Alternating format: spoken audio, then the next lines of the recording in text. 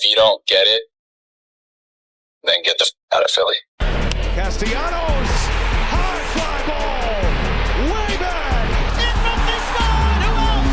That baby Chubb. Here's McConnell, can he get it off? Yes! Fumbles the football and the Eagles have it. Jared McKinney making it rain. Wayne Simmons wins it for Philadelphia.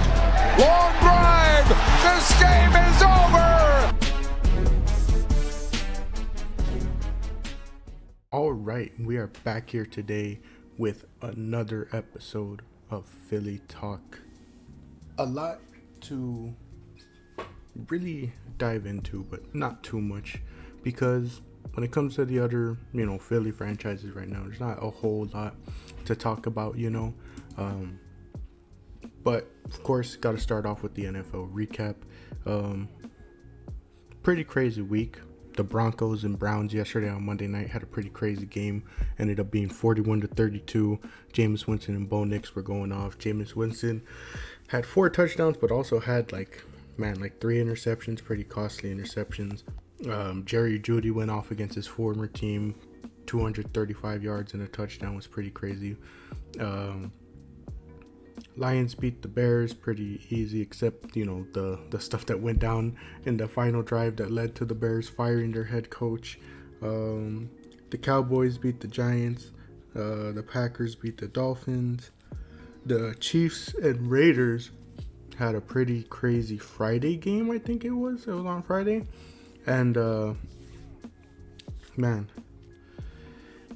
kind of hard, it's kind of hard to beat those, ref allegations when stuff like that goes down, but the Chiefs pull off that win. They're 11-1. They clinch their playoff spot. But I don't know. I was talking with my dad and I was like, I don't know. There's just a part of me that feels like the Chiefs might not finish with that number 1 seed in the AFC. Like, that's just a gut feeling to me. I just don't know what it is.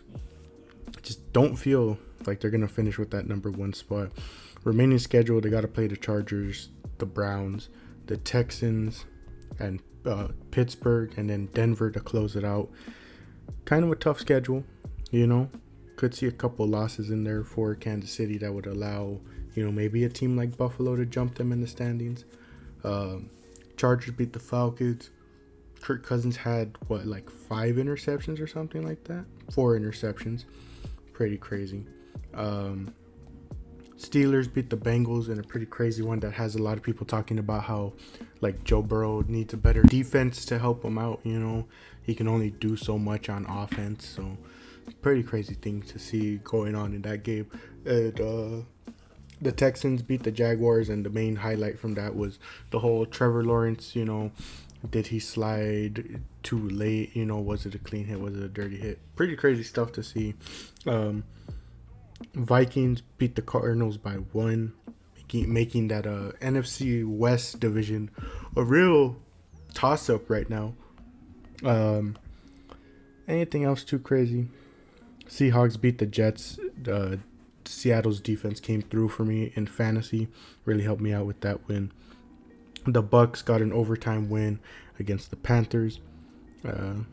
And then the Bills won against the Niners, which was a pretty crazy game for Josh Allen, especially in fantasy, because I learned that he got credit for a passing touchdown and a receiving touchdown on that one crazy play with the pitch from Amari Cooper. Pretty crazy to learn. So Josh had a pretty crazy game. But, other than that, pretty good week out of the NFL this holiday week. But like I mentioned at the start, might be a shorter video just because there's not a whole lot to talk about with the other franchises. When it comes to the Flyers, Michkov got another overtime winner, and him and I always forget how to pronounce his name. It's Travis Konecny, I think. Konecny, one of those. Anyway, him and Michkov have just been really forming some good chemistry. I've really enjoyed watching those two play a lot. And, they've, again, like I've been saying from the beginning, the Flyers are just kind of a fun team to watch, The Phillies, surprise, surprise, still nothing. No free agency news out of them. not a whole lot of free agency news out of the entire MLB other than Blake Snell signing with the Dodgers. Aroldis Chapman just signed with the Red Sox this morning. Trying to think of other ones. Higgy signed with the Rangers. But yeah, it's like nothing too crazy is happening. Winter meetings are starting soon, so that's kind of the period where you expect things to ramp up, But yeah, MLB is always a different. It's always something that like you have to adjust to if you're fans of other, sports. It's like NFL, boom, free agency opens up, people are right ahead signing on the dot with other teams. NBA, you're pretty much hearing about the free agency decisions before even free agency starts, and you get into the whole tampering issues with that come with that. But, pretty much free agency opens, boom, people are signing with teams already. And then you got the MLB where it's like free agency happens and we're sitting here for months with nothing to talk about. Sixers, surprise, surprise, still horrible. It has gotten to the point where I saw this guy on, I think it was like TikTok. He was going around Lincoln Financial Field and he was asking the Philadelphia fans that what was he asking them? It was I think, was it the Giants game? I don't know. He was asking them something about like, the final week, I think that oh my gosh, why am I blanking? He was asking about like basically that, like, I think he was saying like the Eagles played their final game on this day. I think he was saying like, yeah, like, they're gonna play their final game before the playoffs on like January 5th, and he was like, who do you think will have more wins by the time the Eagles season ends? And literally everyone was like, it's gonna be the Eagles, which is kind of crazy to think with how many games the NBA plays. But right now, the Sixers are sitting at 4-14, and man, I'm trying to think how many games would they have played by January 5th. I can't say for sure, but the fact that people think that the Eagles will have more wins by then is pretty crazy. Pretty crazy stuff. But yeah, the Sixers have not been doing well. And, there's kind of not like a whole lot to say other than just they've been doing terrible, Like, it's kind of hard to discuss a lot. Still having those discussions amongst like fans asking like, what do we even do this season? Do we just shut down Embiid for the rest of the year? Do we just give up? Do we try and make a playoff push? Like, what do we do, It's a pretty difficult season. One that, wasn't what people wanted, but who knows, hopefully something positive comes out of it. Gotta wonder what happens with this team. What is the direction with this team? That's always been my main complaint with this team, as we've heard in the past, is that there isn't really a direction, compared to the other three Philadelphia franchises. They've had direction. They've had something that you can look at and understand at least what is the plan. And it's funny that the one team that has this whole process to it, this whole process nickname, the name to define an era, has never really had a direction to follow, And it's like, especially now more than ever, it's like, what is the direction of this team? What is the end goal? What are we supposed to be expecting out of it? Like, at least with the Eagles, when they, went into rebuild, it was like, okay, well, we know what the direction is, and that is, rebuild this team after having such an old roster. Start bringing in a lot more young guys, and look at what it's led to. Your offense for the Eagles is so young, and they're pretty much all signed for years to come, so you don't have to worry too much about it. They just injected the defense with a lot of youth, so it was like there was direction when that rebuild came. The Phillies, for the longest time in their rebuild, kind of didn't have a direction until really the Harper signing came along, where you were like, all right, you added Harper to, a couple of guys. I mean, the only real, bright spots that I've always mentioned were like Reese and Nola, but it was like the Harper signing really, how would you put it?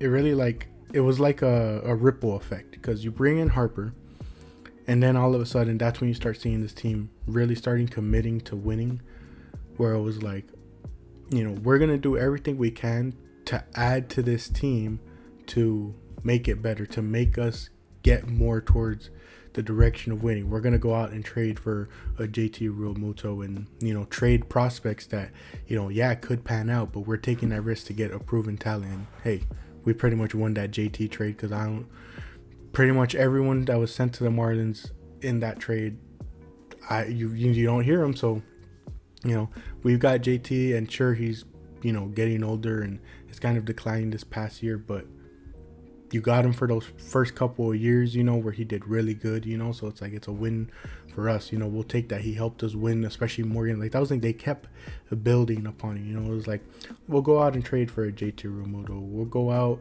and, you know, get Andrew McCutchen, we'll go out and get Gene Segura, you know, and again, the ripple effect, because Harper's there, boom, we're able to go out and get Kyle Schwarber and Nick Castellanos come join us. We're able to go out and get Trey Turner. We're able to go out and get, you know, Zach Wheeler, who, because, you know, we're still in this sort of like, not like semi rebuild phase with Harper, you know, where we're trying to get people. We can take a chance on a guy like Zach Wheeler and bring him in, and now look at what we turn him into. And along with that, bringing up guys from your own system like Christopher Sanchez, like Ranger Suarez, you know, drafting Bryson Stott and Alec Bohm to help out, going out and trading for Brandon Marsh, you know, it's like you're able to do stuff like that and really help out, you know. So it you know, Bryce Harper caused that ripple effect. And then, you know, as I mentioned at the start with the Flyers, you know, it's like they have a direction as well. I may not be super knowledgeable on hockey, but I can at least tell you that, you know, they have a direction for the fans to look forward to. And then you look at the Sixers and you're like, cool, we have some great young pieces in Maxey and McCain.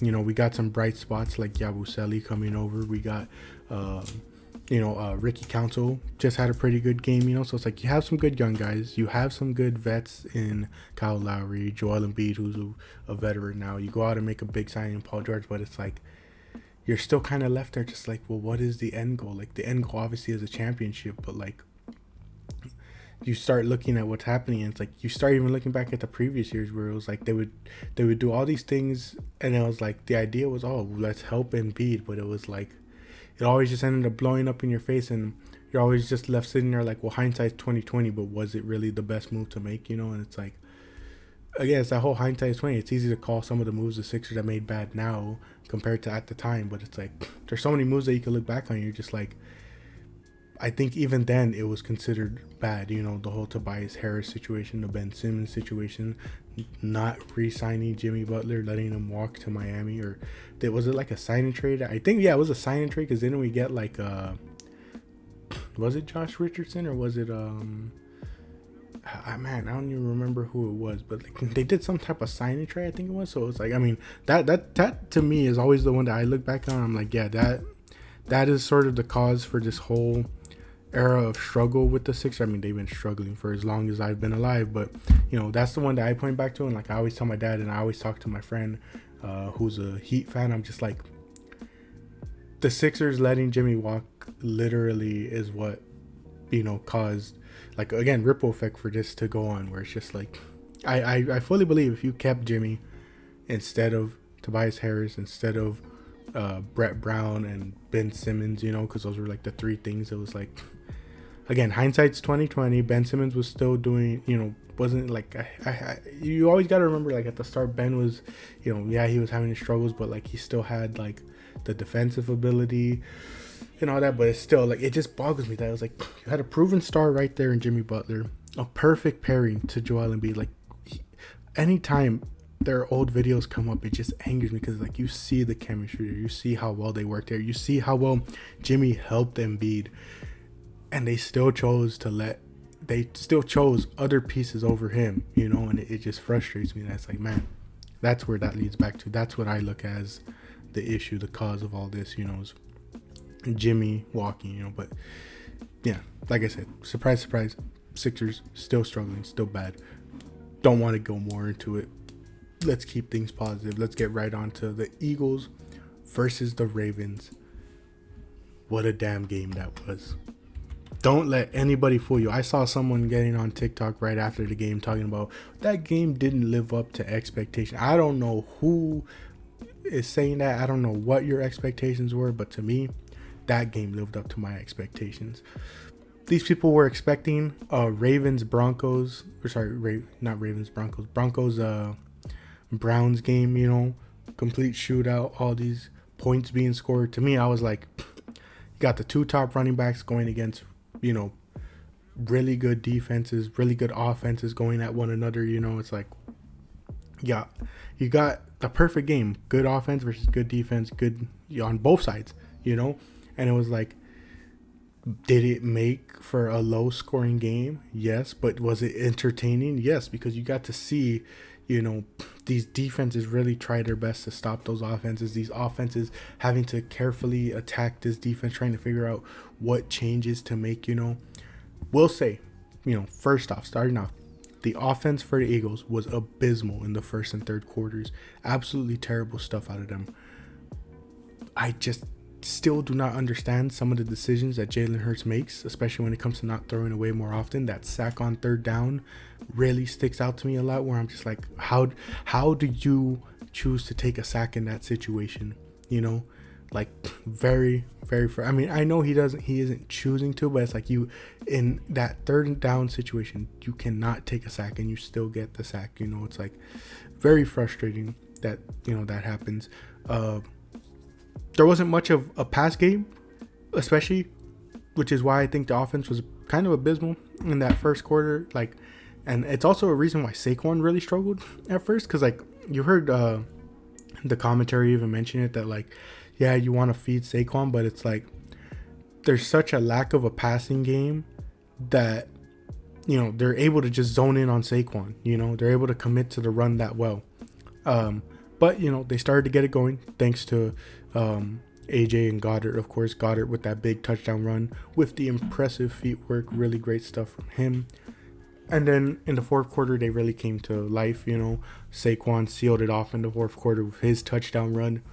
Real nice. But another thing to talk about, penalties. I mentioned in the last episode, and it quite literally almost hurt this team chances at winning. They just have to be more disciplined. So many penalties called on the Eagles, and so many people want to call it on the refs, but it's like, you know, I mentioned it last game. I literally said that the penalties, was it last game or was it the previous game? I don't remember. I was like, penalties, you know, you can't afford penalties like that when you're playing a team like the Ravens, because it might end up costing you, and it almost quite literally did. You know, the only one that you really can't hold against them was when the whole Mekhi Becton down the field call, you know, like the illegal man down the field, because you can't blame him there, because he was expecting a run. It was one of those like RPO options where it's like you either give the ball to Saquon to run with it, and that's why he's downfield helping blocking, or you're supposed to do a quick pass before the offensive linemen even get that far down the field, you know. But there was no pass option. They didn't run it with Saquon, so Hurts tries to run it himself and then ends up trying to like pass it at the last second. You know, that ends up leading to Mekhi Becton being called down, you know, legal man down the field. So that one you can't really hold against him, but a lot of the other ones you're just like, got to be a lot more disciplined on both sides of the ball. They were really giving up a ton, you know, so wasn't too happy with it. But we got to talk about the main highlight of this game, and that is defense. They struggled the first couple of drives, you know. They really struggled with Zay Flowers at first. He got that big old, what was it, like 40-yard not touchdown, sorry, but 40-yard like run or pass, sorry, you know, trying to pull up, you know, the play-by-play so I can really look at this, you know. But they were really struggling, you know. They let the Ravens get downfield and on their first drive. They only got a field goal out of it, but, you know, they let Zay Flowers get that, you know, 40-yard catch and run. There was a couple defensive penalties, like the holding on Avonte Maddox, which I think, it was a 3rd and 5, so it would have, like, stopped it there, because Lamar got sacked by Josh Sweat only for defensive holding to happen, you know. So they made it 1st and 10, and that's when the big old catch happened. But again, they hold him to a field goal, so it's not that bad. Offense is struggling. Then, you know, They let the Ravens get the ball back. They pretty much kill a ton of clock. Again, Zay Flowers 20-yard catch. There was the penalty on Nolan Smith, and then they let Mark Andrews get that touchdown. So they were really struggling. They let up that touchdown, to put the Ravens up. What was it, 9-0 at that point? I believe it was. Wait, no, was it 9-0? Yeah, because Justin Tucker misses the extra kick, so it puts him up 9-0. And again, that offense was really struggling, but we're highlighting the defense here. We get to the man of the hour. You see it in the thumbnail. The thumbnail isn't just that picture because it looks cool. Chauncey Gardner-Johnson, after they let up that touchdown, they showed the footage. This man gathered the entire defense for a meeting on the sideline. He gets everyone together, every single defensive player, and this man channels his inner Malcolm Jenkins, Brian Dawkins to light a fire in this defense. He basically gets them to lock in and play to the form that they've been playing to in the prior weeks. I was surprised that the interviewer was able to actually get close enough to hear to let the broadcast crew and us at home know. She basically was like, CJ gathered that whole defense and talked to them and was basically just lock in, we can't be playing like this. This isn't the defense we've been playing and guess what? You can say, oh, this team kind of always heats up, so I doubt this really had an effect, and oh, CJ hasn't been playing that good this season compared to his first time in Philly. I do not care.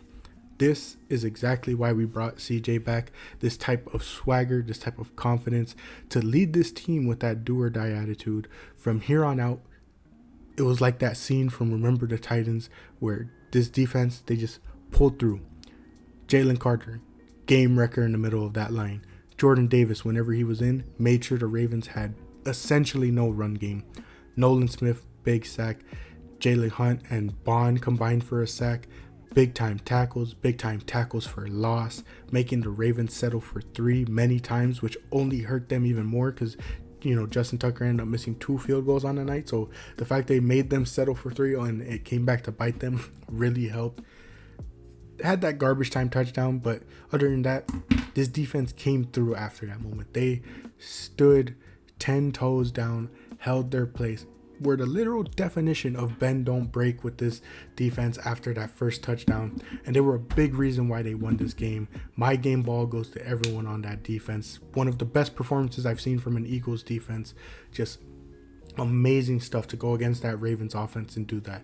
The Ravens, the Commanders, and Bengals are some of the top scoring teams, when you look at a lot of the different stats, and yet this defense held all 3 of those teams to under 20 points. This defense was magnificent this game. I have nothing but praises to sing for them. It's a very special defensive unit. Something that's crazy to see, especially going back to our season opener video where I was just, I told you guys, the wild card of this Eagles season is going to be that defense. It's going to be what type of defense do we get out of them. First 4 weeks wasn't looking that great, right? We were 2-2. Looking at that defense, man, got a bright spot in Q, but a lot of these guys are struggling, and now look at them. We're literally on an 8-game winning streak. Let's see, we started 2-2. What's our record now? I think it's an 8-game winning streak, right? Yeah, because we're 10-2, 8-0 ever since Sirianni shaved his head, as some people have been saying. But so many things have just stepped up. They mentioned it on the broadcast. Oh, Josh Sweat has 8 sacks in the last 8 games. He's basically almost had a sack each game. I know it's not been every game, but they mentioned something about him having a sack. He had a sack in that Browns game. Sorry, I really should have this stuff better prepared, but let's see. So there's the bye week. So he had a sack in the Cleveland game, sack in the Giants game. Didn't have one in the Cincy game, but he makes up for it by having 2 in the Jacksonville game. None in the Dallas game. Had one against Washington and LA. Says he didn't have one for Baltimore, but maybe because of the penalty, that's why they didn't count it. But it's kind of dumb to me to not count that if that's why the penalty offsets it. But he's basically had a sack each game. And I literally said to my dad after that sack and after, the commentary made note of that, I literally was like, you remember last season when we went the last 8 weeks of the season into the playoffs with Josh Sweat not recording a single sack? What an improvement. And again, it goes to every single person from Jalen Carter to Jordan Davis to Nolan Smith, who stepped up in the absence of Brandon Graham. Josh Sweat, Zach Bond and Nakobe Dean have been playing really well. Quinyon Mitchell, Cooper DeJean, who got that big time tackle on Derrick Henry. I didn't really want to mention it because I want to give credit to, Henry. Didn't really get his feet set. Lamar kind of got the ball behind him. Didn't really get to that momentum going, but you still got to give credit to, Coop. Got that big old tackle on him. Got everyone hyped in that arena, even though it was in Baltimore. That's the thing. It was in Baltimore, but you heard a lot of loud Coop chants. So that was a pretty cool play to see. Chauncey, Reed Blankenship did exit the game with a concussion, I believe. Hoping he's all right. Hoping we can get him back. But you have Sidney Brown there also to help out. Haven't really heard much from Bryce Huff. My dad even asked me about him because they did that whole thing, which I mentioned to my dad what I really think it is, because he didn't I don't think he played at all that Baltimore game. He did play in the Washington game, but I don't think he's played the last 2 games with the Rams and the he's on the injured reserve. I didn't even see that, man. No wonder that's why they brought in that Charles Harris guy. Yeah, okay, so that's why I didn't even see that notification when it happened. Man, I am so out of the loop. But yeah, other than that, what I was telling my dad is what I think it also is that, Vic Fangio is very much a guy who's probably just like, you want to play, you got to show me. Contract doesn't matter. If Nolan Smith is outperforming you, he's going to get the playing time, So, like, very much I think that's what it is. And we've seen that with a lot of guys. Like Cooper DeJean took over for Avonte Maddox. Avonte Maddox still getting some reps, but, Cooper DeJean really took over for him. Nolan Smith has been getting a lot more playing time because he's been proving it. And, just been really enjoying his defense, hoping we can get, Bryce Huff back. If it's not, I need to look more into that. I don't know how serious it is, but hoping we can get him back, and utilize him a lot more. This offense, has a lot more of potential to tap into, especially, with the return of Smithy. There's a lot more that they can do. I hope they can do a lot more with Dotson, but I think that's just a chemistry issue with him and Hurts. Hopefully they develop more. They really should be trying to develop that more in the absence of Smithy, so that when Smithy comes back, you can at least still have Dotson being used as a third receiver. But, other than that, pretty happy with this team. I think Saquon again should be the MVP, but it more than likely is going to go to Josh Allen. But Saquon to me is my MVP. Obviously Eagles bias, but I just love what he's doing. Again, special defensive unit. One of my favorite clips that came out was Zach Bond was hyping up Jalen Carter, and in return Jalen Carter points at Nakobe Dean. And, obviously he gives his credit to Zach Bond for, what he's been doing. But, he points out Nakobe Dean and he's like, I've been with this man for all these years. He's been my leader on the defense. You think back to those Georgia days, him and Jordan Davis definitely feel that, because that's how it was at Georgia, Nakobe Dean was right behind them, securing things to let them get enough time, so it's just a real special defense with a lot of real special guys in there. Really happy with this team. Next week, it's the Panthers. Just got to handle business and leave no doubts about the future of this team. And, I was looking at my dad. I'm like, there's a very realistic situation where this team finishes off the season without a loss. If you go home and take care of business against Carolina, yeah, difficult stretch. You got the Steelers, you got the Commanders again, you got Dallas, who obviously doesn't have a quarterback, but like you can never doubt your opponents, even though yes we beat them 34-6, but it's like you can't let that get to you. You still got to go out there and take care of business. And then again, the Giants to end off the year, so it's like they might just rest their starters, if they have a good enough record, and they might lose that game, but it's like I looked at it, I'm like, man, there's a realistic world where they go 5-0 and they have one of the craziest turnarounds we've seen, starting 2-2, not looking that great. Pretty embarrassing loss to the Bucs right before that bye week. Having an early bye week and looking at it as such a bad thing, and now you're on an 8-game win streak. Chance to extend it to 9. Again, if you just take care of business, do not let this Carolina team, get the best of you and really make a fool out of you. Steelers, who are, again, going to probably be the biggest challenge of this stretch, and then the Commanders back-to-back. Really tough, those two. And then, again, you never know with Dallas. So it's like, I'm not saying I expect them to go 5-0, but like I told man, I'm like, man, there's a pretty good chance, and what a crazy turnaround that would be. What a crazy way to end that season. And if Detroit just loses a game or two, we could have it. We can get that first seed. Detroit's schedule from here on out is Green Bay, Buffalo, Chicago, the Niners, and Minnesota to close it out. Definitely a tougher schedule than us, having to go against the Packers, Bills. Even the Niners, who are going to be without McCaffrey and have all those injuries, can still be a bit of a struggle. Who knows? And then the Vikings to close out the season.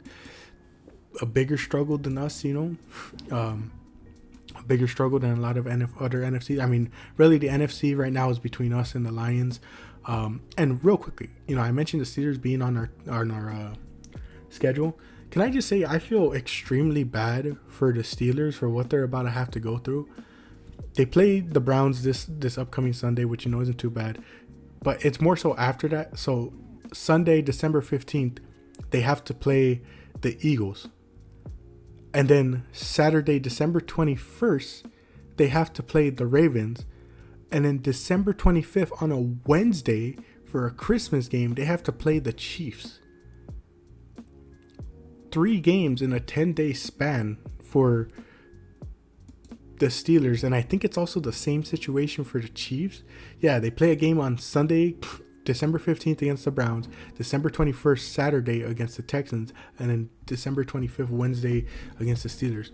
Who came up with the scheduling for these two teams, man? I feel kind of bad for them that they have to go through all that. But yeah, a lot to look forward to.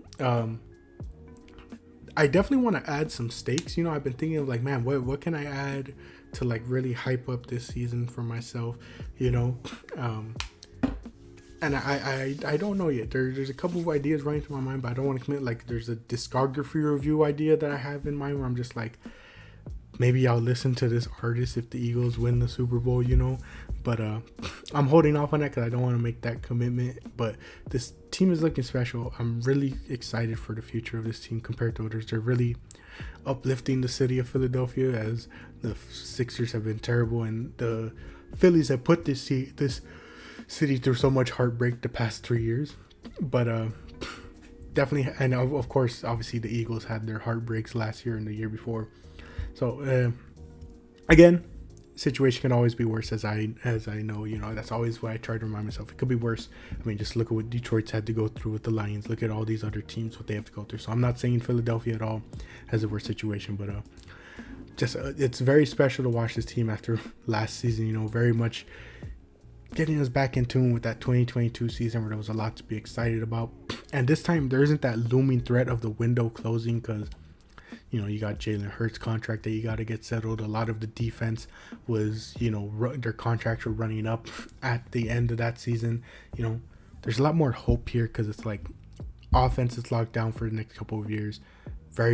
A bunch of bright spots on the defense that, their extensions will be coming up later, but it's not as soon as, at the end of the season, we're going to be losing so many pieces and having to completely rebuild this defense, so just super excited for the rest of the season.